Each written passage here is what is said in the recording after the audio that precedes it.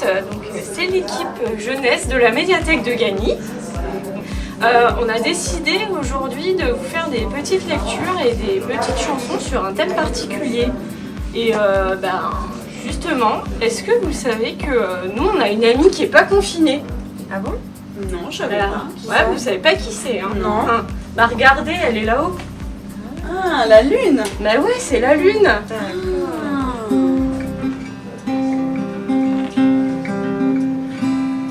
Bonsoir Madame la Lune, que faites-vous donc là?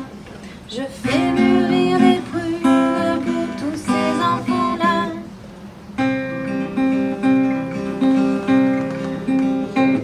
Bonjour Monsieur le Soleil, que faites-vous donc là? Je fais mûrir les groseilles pour tous ces enfants-là.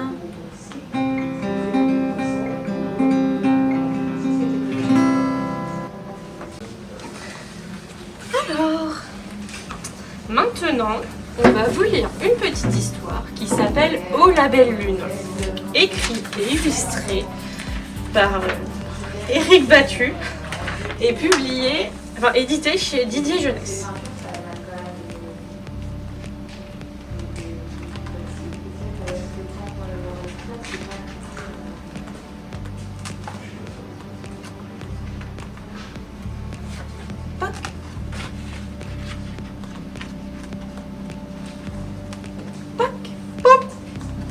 Bonsoir. Bonsoir. Qu'est-ce que tu fais? Je regarde la lune.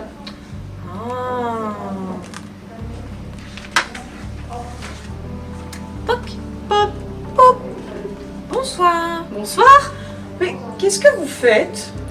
On regarde la lune. Ah. Poc, pop, pop, poc. Bonsoir. Bonsoir. Je peux me joindre à vous? Oh oui, bien sûr. On regarde la lune.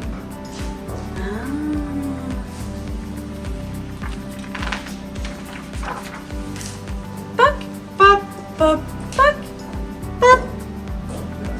Oh, la lune. Mais comme elle est bizarre. Mais non, c'est juste un nuage.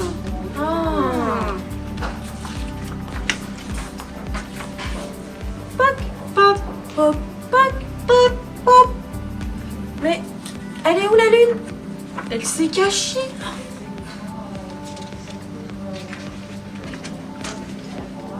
Pop, pop, pop, pop, pop, pop, pop.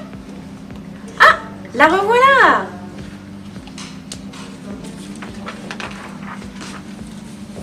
Pop, pop, pop, pop, pop, pop, pop, pop.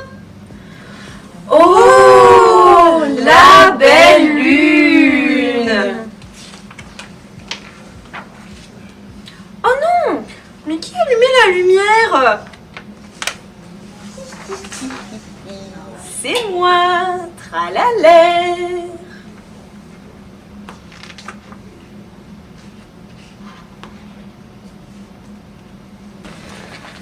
Et maintenant, nous allons donc vous présenter une histoire qui s'appelle Rosalune et les loups, écrite et illustrée par Magali Lehuche. Donc là, c'est une version livre CD, donc éditée par Didier Jeunesse. Donc, Rosalune et les loups. Cette histoire se passe dans le village des Pas-Contents, à une époque où la lune n'existait pas encore. La nuit était toujours noire et les habitants jamais contents.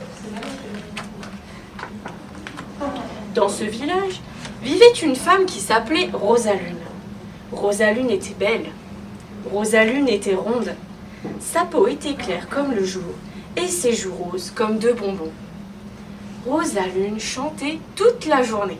Elle chantait le matin, elle chantait le midi, elle chantait le soir et il lui arrivait même de chanter la nuit. Le chant de Rosalune n'était pas du goût de tous les villageois. Certains étaient contents, mais d'autres râlaient sacrément. C'est pas bientôt fini ce bazar? Il y en a qui essayent de dormir. Silence, silence, ça ne peut plus durer. Elle nous casse les pieds. En plus, elle est grosse, elle prend toute la place. Et cette façon qu'elle a de sourire tout le temps, c'est agaçant. Et puis, qu'elle est blanche à vous faire mal aux yeux. On lui demanda d'aller chanter ailleurs.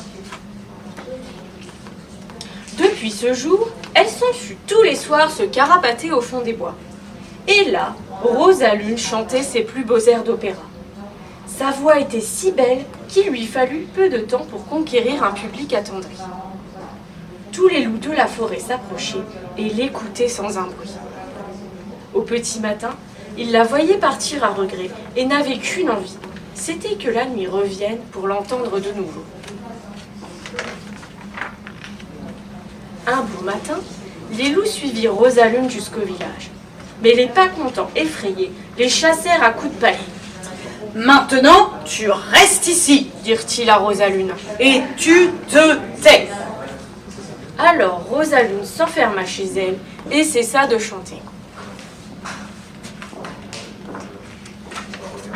Mais quand il fit bien noir, les loups sortirent du bois, se postèrent sous la fenêtre de Rosalune et se mirent à hurler. Les villageois paniqués s'écrièrent. « Cette femme est dangereuse. C'est une sorcière. Si on ne fait rien, les loups mangeront nos enfants. Et elle nous crèvera les tympans. Il faut qu'elle parte loin, et pour toujours. »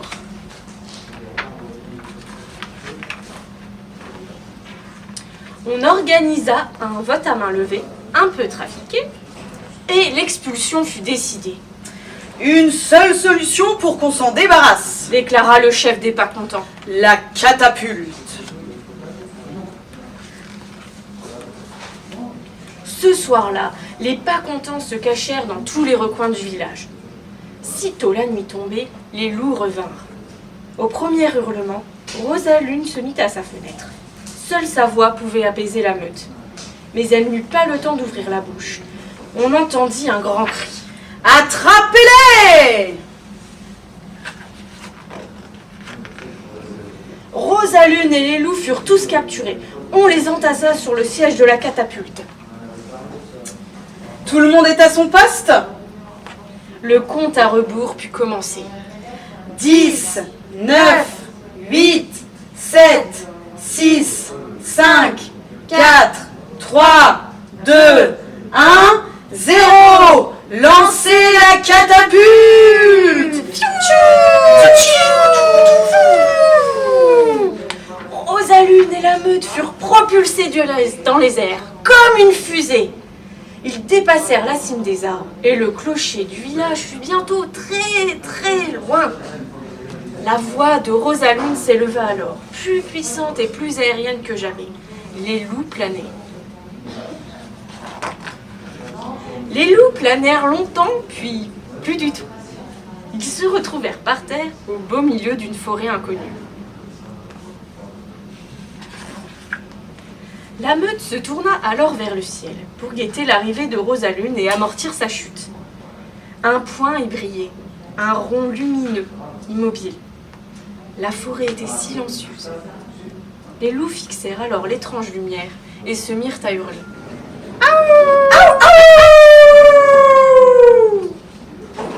Rosalune n'est jamais retombée. On raconte qu'elle est restée là-haut et qu'elle chante au milieu des étoiles. Certaines nuits, elle chante avec passion. Elle s'illumine alors de mille feux. Et ces nuits-là, la lune est toute ronde. Et d'autres nuits, ce n'est qu'un murmure. Et sa lumière est toute fine. Et d'autres nuits encore, elle se repose. Les loups, eux, attendent toujours leur ami. Et si vous tendez bien l'oreille, vous pourrez les entendre hurler les nuits de pleine lune. Pour finir, on va finir avec une petite chanson.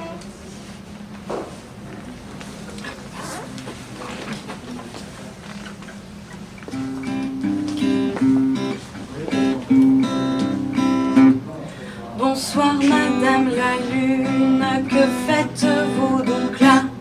Je fais mûrir les prunes pour tous ces enfants-là.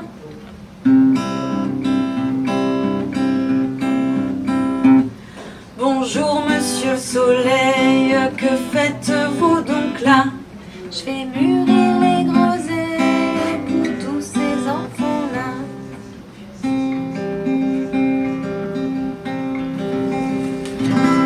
Donc si vous avez envie de lire d'autres petites histoires sur le thème de la lune à vos enfants, on a une petite recommandation qui est un livre de Anne Herbeau, Que fait la lune la nuit? Donc vous pouvez voir l'illustration juste derrière. Et on espère vous revoir très vite à la médiathèque pour pouvoir vous faire d'autres suggestions en direct. Voilà. Au revoir. Au revoir. À bientôt.